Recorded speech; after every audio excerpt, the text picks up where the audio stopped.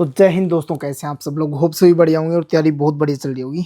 चलो हम इस वीडियो में डिस्कशन करेंगे कि आपका एक्स ग्रुप और वाई ग्रुप में क्या डिफरेंस रहने वाला है। ठीक है, इसके अलावा हम बात करेंगे कि क्या क्या डॉक्यूमेंट्स आपको चाहिए होंगे। देखो, आपने एक भी मिस्टेक कर दी, एक सिंगल मिस्टेक कर दी, तो आपका फॉर्म जो है रिजेक्ट हो जाएगा। ठीक है, आपकी सारी मेहनत जो है वो पानी में चली जाएगी। तो आपको ऐसी गलती बिल्कुल भी नहीं करनी। इसके अलावा हम बात करेंगे कि एक्स ग्रुप की जॉब प्रोफाइल क्या है और वाई ग्रुप की जॉब प्रोफाइल क्या है। ठीक है, इन दोनों में क्या क्या आपको काम करना होता है। इसके अलावा हम बात करें कि इनकी सैलरी कौन सी, किसकी ज़्यादा होती है, किसकी कम होती है। ठीक है, इसके अलावा हम बात करेंगे कि आपका एग्ज़ाम पैटर्न क्या रहने वाला है और क्या क्या आपके पास क्राइटेरिया होना चाहिए जिसकी वजह से आप इसे फॉर्म को अप्लाई कर सकते हैं। और सबसे इम्पोर्टेंट कि क्या क्या डॉक्यूमेंट्स होने ज़रूरी हैं जिसके लिए अप्लाई कर सकते हैं आप। ठीक है, तो वो सारी चीज़ें, तमाम चीज़ें मैं इसी वीडियो में आपको डिस्कशन करने जा रहा हूँ। तो इस वीडियो को बिल्कुल भी स्किप मत कर देना, एक भी पॉइंट छोड़ दोगे तो आपके नुकसान हो जाएगा। ठीक है, तो काफ़ी बच्चे इसे समझ नहीं पाते, तो मैं काफ़ी चीज़ें आपको आज बता दूंगा जिससे कि आपके माइंड में सोल्व हो जाएंगी। देखो, अगर आपने 12th पास कर रखी है किसी भी स्ट्रीम के साथ, तो आप इसके लिए अप्लाई कर सकते हैं। ठीक है, किसके लिए अप्लाई कर सकते हैं? आप वाई ग्रुप के लिए अप्लाई कर सकते हैं अगर आपने किसी भी स्ट्रीम के साथ कर सके हैं। अगर आपने पीसीएम से कर रखी है, आपने पीसीबी से कर रखी है, चाहे आपने कॉमर्स से या फिर आर्ट्स से। ठीक है, तो आप वाई ग्रुप के लिए अप्लाई कर सकते हैं, एलिजिबल है। अब बात करें एक्स ग्रुप के लिए, तो इसमें पीसीएम होना बहुत ज़रूरी है। पीसीएम के अलावा कोई इसके लिए अप्लाई नहीं कर सकता। ठीक है, लेकिन एक और क्राइटेरिया है। क्या क्राइटेरिया है? अगर आपने वाई 12th कर रखी है, वाई ग्रुप के लिए अप्लाई करना चाहते हैं, 12th कर रखी है, तो वाई ग्रुप के लिए अप्लाई कर सकते हैं, लेकिन आपको 50% चाहिए होंगे इंग्लिश में। ठीक है, तो ही आप अप्लाई कर सकते हैं। और एक्स ग्रुप में भी इंग्लिश में 50% चाहिए होंगे। साथ में आपको ओवरऑल भी क्या चाहिए? 50% चाहिए। यानी अगर आपके 49% है 12th में, चाहे आपका इंग्लिश में 80% है लेकिन ओवरऑल आपको 49 है, तो आप इसके लिए अप्लाई नहीं कर सकते हैं। ठीक है, तो यहाँ आपका जो है कंपटीशन कम होता हुआ दिख जाता है थोड़ा बहुत। ठीक है, सो अब हम बात करेंगे सर, अगर हमारे पास पीसीएम है तो क्या हम ओनली एक्स ग्रुप के लिए अप्लाई करें या वाई ग्रुप के लिए? तो आप एक्स प्लस वाई दोनों के लिए अप्लाई कर सकते हैं अगर आपके पास पीसीएम है। तो एग्ज़ाम का क्या रहेगा सर? एग्ज़ाम का भी आपका अलग अलग होगा। ठीक है, जैसे मान के चलते हैं 20 नंबर की आपकी इंग्लिश आती है, तो इंग्लिश आपकी कॉमन रहेगी और आपका 25 नंबर की जो फिजिक्स रहेगी और 25 नंबर का ये आपका एडवांस मैथ्स रहेगा। ठीक है, ये तो हो गया आपका एक्स ग्रुप का। अब बात कर लेता हूँ कि आपका जो है वाई ग्रुप का क्या रहेगा। तो वाई ग्रुप में आपको 30 नंबर की जो रागा है वो आएगी, तो दोनों में आपका सेम रहेगा इंग्लिश। ठीक है, रागा 20 नंबर और 30 नंबर ये हो गए 50, और यहाँ से 20 और 25 यहाँ से कैलकुलेशन हो गए। जैसे मान के चलते हैं आपके 18 नंबर आए हैं इंग्लिश में। ठीक है, तो 18 प्लस रागा में जितने क्वेश्चन, जितने आपके रागा में से हुए वो आपका हुआ वाई ग्रुप का स्कोर। ठीक है, मान के चलते हैं आपका वाई में बन गया, रागा में बन गया 30 में से 30 और 18 बने इंग्लिश में। ठीक है, ये रागा का रह गया। अब एक्स की बात करूं तो आपका सबसे पहले क्या इंग्लिश के 18 हैं प्लस आपके 25 में से जो भी आपके मार्क्स आए वो आपका ऐड होगा। ठीक है, तो इंग्लिश दोनों में कॉमन रहती है। आपका दोनों का अलग अलग एग्जाम होने वाला है, जिसमें इंग्लिश कॉमन रहेगी, इंग्लिश का एक ही जो रहने वाला है आपका एग्जाम, और दोनों का रिजल्ट भी अलग अलग रहेगा। सेम डे रिजल्ट आता है, लेकिन आपका अगर वाई में फेल होगे तो एक्स में पास होगे तो चलेगा। ठीक है, एक्स के लिए आप फेज 2 दे सकते हैं, और अगर आप वाई में पास हो गए, एक्स में फेल हो गए तो भी आप दे सकते हैं। सर हम दोनों में पास हो गए तो क्या करेंगे? तो भी आपका फेज़ 2 होगा। फेज़ 2 भी दोनों का साथ में ही होगा, ग्रुप डिस्कशन भी साथ में ही होगा, और आपका जो है मेडिकल वगैरह सब साथ में होगा। एट लास्ट में आपके पास ज्वाइनिंग लेटर आएंगे एक्स ग्रुप और वाई ग्रुप की। आप जिसे ज्वाइन करना चाहें जाके आप सेंटर पे ज्वाइन कर सकते हैं। सर मुझे वाई ग्रुप में इंटरेस्टेड है या फिर एक्स ग्रुप में। ठीक है, अब हम बात करेंगे कि जिसके पास पीसीबी है वो क्या करें। तो पीसीबी का भी सेम ही खेल है। जिसके पास पीसीबी है वो आप नर्सिंग असिस्टेंट के साथ साथ आप वाई ग्रुप को ज्वाइन कर सकते हैं। ठीक है, मतलब वाई ग्रुप का एग्ज़ाम दे सकते हैं। तो नर्सिंग असिस्टेंट और वाई ग्रुप का एग्ज़ाम पैटर्न वो सेम रहेगा, लेकिन आपका एग्ज़ाम जो है अलग अलग होने वाला है। ठीक है, इसमें आपको पता है कि इंग्लिश आती है और रागा का पोर्शन रहता है। आगे मैं आपको एग्ज़ाम पैटर्न बता दूंगा इसी वीडियो में, तो साथ तक अंत तक जरूर बने रहिएगा। अब हम एक इम्पोर्टेंट जो चीज़ें हैं वो डिस्कशन कर लेते हैं। आपके पास 10th की मार्कशीट होनी चाहिए, ओरिजिनल होनी चाहिए। उसका साइज़ क्या कुछ है वो आप स्क्रीन पे देख सकते हैं और फॉर्मेट देख सकते हैं, ठीक है। डोमिसाइल ये ऑप्शनल रहती है और साथ में अगर आपके पास नहीं है तो आप ये सर्टिफिकेट बनवा सकते हैं, ठीक है।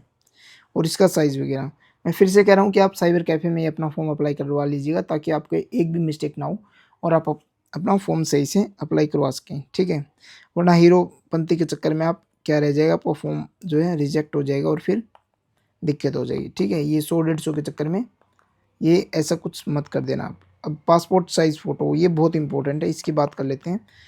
तो भाई पासपोर्ट साइज़ फ़ोटो होनी चाहिए आपके पास, जिसमें आपको पास एक हाथ में बोर्ड होना चाहिए जो स्लेट होती है वो, ठीक है। और वो लेटेस्ट फ़ोटो होनी चाहिए। इस पे स्लेट पे नाम होगा आपका, ठीक है।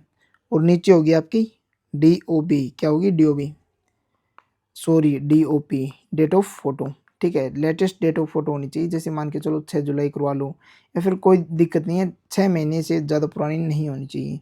जुलाई, जून, ठीक है, मई वगैरह जो भी है, ज़्यादा पुरानी नहीं होनी चाहिए, ठीक है। कोशिश करना कि जितनी लेटेस्ट हो सके उतनी लेटेस्ट आप चढ़ाओ। अब हम बात कर लेते हैं नेक्स्ट चीज़ की, तो लेफ्ट हैंड थंब करें और साइज़ और फॉर्मेट देख सकते हैं, आपका साइन और आपके पेरेंट्स का साइन, साइज़ और फॉर्मेट वगैरह इसे नीचे दे रखा है। अब आपने 12th पास कर रखी है तो 12th के लिए आप अप्लाई कर सकते हैं, पीसीएम वाले दोनों के लिए अप्लाई कर सकते हैं, एक्स और वाई के लिए, और पीसीबी वाले नर्सिंग असिस्टेंट और उसके लिए भी अप्लाई कर सकते हैं, वाई ग्रुप के लिए भी, ठीक है। अब हम बात कर लेते हैं कि आपके पास कोई और डिप्लोमा है या फिर इंजीनियरिंग कर रखी है, तो आप इसे डिप्लोमे को या फिर इंजीनियरिंग जो भी आपके पास सर्टिफिकेट है वो सारे आप साथ में ऐड ज़रूर कर देना। ऐड क्यों कर देना, क्योंकि 4 साल के बाद में आपको बहुत बेनिफिट होने वाला है। जब आपको 25% रिटेंशन या हो सकता है इसे 50% करवा दिया जाए, तो आप जब रिटेंशन होगा तो आपको होल्ड कर लिया जाएगा, रिटेन कर लिया जाएगा, ठीक है, इन्हीं के बेसिस के ऊपर, क्योंकि आप उनसे ज़्यादा वरीयता दे रहे हैं, ठीक है। अब हम बात कर लेते हैं क्या मोस्ट इम्पोर्टेंट चीज़ें, ये नेशनल का जो भी आपके पास सर्टिफिकेट वगैरह है या गेम वेम का जो भी है, तो आप इसे साथ में ज़रूर अप्लाई कर देना। अब हम एक और चीज़ अप्लाई हम बात कर लेते हैं सॉरी, अब हम बात कर लेते हैं एग्जामिनेशन क्या क्या सीन है। देखो एक एग्ज़ाम आप सबको होता है, पता है, दिल्ली पुलिस का या फिर एसएससी जीडी का जो भी दिया आपने, इसमें ऐसा कुछ नहीं है। इसमें एक तो सेक्शनल कट ऑफ होती है आपकी, ठीक है, साथ में आपका जो है अलग अलग टाइम दिया जाता है। इंग्लिश का 20 मिनट रहेगा, फिजिक्स का भी 20 मिनट रहेगा और मैथ्स का भी 20 मिनट रहेगा, ठीक है। तो उसके हिसाब से ही आपको करना है, ये नहीं कि आपने आपने सोचा कि हाँ मैथ्स में मैं 40 मिनट लगा लूँगा और 20 मिनट 5 मिनट में इंग्लिश और 10 मिनट में मैं फिजिक्स निपटा दूँगा, ऐसा कुछ नहीं है भाई। सबका अलग अलग टाइमिंग है, तो उसी के हिसाब को आपको प्रिपरेशन करनी है। टोटल 70 क्वेश्चन आएंगे, ठीक है, एक्स ग्रुप के लिए 70 क्वेश्चन रहेंगे, जिसके लिए आपको 60 मिनट रहेंगे। 70 क्वेश्चन 70 ही मार्क्स के रहेंगे। नेगेटिव मार्किंग दोनों में ही आपकी नेगेटिव मार्किंग रहने वाली है, आपकी 0.25 की नेगेटिव मार्किंग रहने वाली है, ठीक है। और बात करूं मैं आपका जो है वाई ग्रुप का, तो वाई ग्रुप में टोटल 50 क्वेश्चन रहने वाले हैं और 50 ही जो है मार्क्स के रहने वाले हैं। अब इसमें में भी 20 मिनट आपको इंग्लिश में मिलेगी और 25 मिनट मिलेगी आपको रागा में, ठीक है। तो उसके हिसाब से आपको टाइम कंज्यूम करके तैयारी करनी है, ठीक है। अब हम बात कर लेते हैं कि जॉब प्रोफाइल क्या है, एक्स ग्रुप की क्या जॉब प्रोफाइल है और वाई ग्रुप की जॉब प्रोफाइल क्या है। तो दोनों की जॉब प्रोफाइल की बात कर लेते हैं, तो क्या क्या इनमें करना होता है, क्या क्या कौन सी जो जॉब है वो बेस्ट रहेगी आपके लिए। देखो जो बेस्ट कौन सी रहेगी वो चीज़ें तो आपके माइंड में एक ही चीज़ होगी कि यार सैलरी किसकी ज़्यादा है, वो ही हमारे लिए बेस्ट रहेगी, ठीक है। तो सैलरी दोनों की क्या है, सेम है, सेम क्या है सैलरी। चलो भाई अब बात कर लेते हैं कि अब जॉब प्रोफाइल क्या है। तो भाई जो प्रोफाइल है वाई ग्रुप की तो है, देखो आपकी जनरल ड्यूटीज़ रहेगी, जैसे कि कोई सिक्योरिटी होगी, ठीक है। एक इंडियन एयरफोर्स पुलिस भी होती है, मिलिट्री पुलिस होती है, आप सबको पता होगा। तो वो सब जो जनरल ड्यूटीज़ हैं, ग्राउंड ड्यूटीज़ हैं, मेडिकल असिस्टेंट वगैरह जो भी हैं, ये सारी आपकी जो है ड्यूटीज़ रहेंगी वाई की। ये फिक्स ड्यूटीज़ रहती हैं, ठीक है। इसमें फिक्स आवर्स रहते हैं कि हाँ भाई 8 घंटे ड्यूटी है आपकी, या फिर गार्ड की ड्यूटी है 8 घंटे, तो वो 8 घंटे ही रहेगी, ठीक है। एक्स ग्रुप का थोड़ा सा हार्ड रहता है, इसमें आपका कोई फिक्स नहीं होता। मान के चलते हैं कि विंग कमांडर साहब बोल रहे हैं कि हाँ यार सुबह 3 बजे की आपकी फ़्लाइट टेक ऑफ करने वाली है, तो आपको सुबह 3 बजे से मतलब 2-3 घंटे पहले जाके सारी चीज़ें चेक करनी होगी कि उसका जो पार्ट्स वगैरह हैं वो जो भी आपके मतलब आपका जो भी फीडर आपका रहेगा उसके हिसाब से आपको चेक करना पड़ेगा, ठीक है। तो एक स्ट्रक्चर है, प्रोपल्शन का भी थोड़ा हार्ड रहता है, सो उसके हिसाब से आपको ही तैयारी करनी पड़ेगी। फिर भी मैं आपको बताऊंगा कि एक्स ग्रुप बेटर है, ठीक है। क्यों बेटर है? क्योंकि इसमें जो प्रमोशन होता है वो जल्दी होता है। मान के चलिए 4 साल के बाद आप परमानेंट हो गए, ठीक है। परमानेंट होने के बाद प्रमोशन आपका एक्स ग्रुप में ज़्यादा हुआ, सैलरी भी फिर 4 साल के बाद में एक्स ग्रुप की ज़्यादा बढ़ेगी, ठीक है। तो काफ़ी चीज़ें जो एक्स ग्रुप में अनाउंस की वजह से इंक्रीजेज होते रहते हैं, तो काफ़ी चीज़ें जो एक्स ग्रुप में आपको बेटर देखने को मिलेगा वाई ग्रुप से। अब हम बात कर लेते हैं कि आपकी नंबर ऑफ़ वैकेंसीज़ किस में ज़्यादा आती हैं, किस में ज़्यादा नहीं। तो आप पहले एक इतिहास देख लेते हैं। तो इतिहास में हम देखेंगे तो 2023 में आप देख सकते हैं वैकेंसीज़, ये एक्स मेल है, ये एक्स फीमेल की है, वाई मेल और वाई फीमेल के लिए। तो ये 2024, ये 2025 जो आपका पहला बैच आया था और ये दूसरा बैच है, ठीक है। तो 2025 में 2 बार आ चुकी है अभी तक, और ये 2023 की अलग थी और 2023 और 24 की अलग-अलग थी। तो अब नंबर ऑफ़ वैकेंसीज़ जो हैं वो इंक्रीज़िंग होती जा रही है।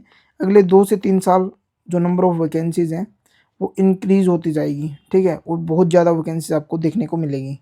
क्योंकि अब मैन पावर की जो है वो कमी है, ठीक है, इंडियन एयर फोर्स में फ़िलहाल। क्योंकि आपको पता है पीछे जो अग्निवीर वैकेंसी आई थी उसमें लगभग 2 से 3 साल कोई भी वैकेंसी नहीं आई थी, ठीक है। तो मैन पावर की बहुत ज़्यादा कमी हो गई। जिनका रिटायरमेंट होता है वो रिटायरमेंट लेते ही लेते हैं, ठीक है।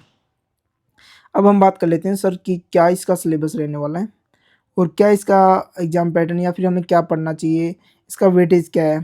देखो मैंने आपको बताया था कि जैसे रागा रागा वाई ग्रुप में रागा का 30 नंबर के जो आते हैं, और अगर आपने हिस्ट्री पढ़नी स्टार्ट कर दी, पूरी हिस्ट्री पढ़ रहे हो आप, ठीक है, एक महीने में, तो आपको ये नहीं करना, क्योंकि हिस्ट्री में मात्र 1 नंबर आता है, ठीक है। पॉलिटी में 1 नंबर आता है।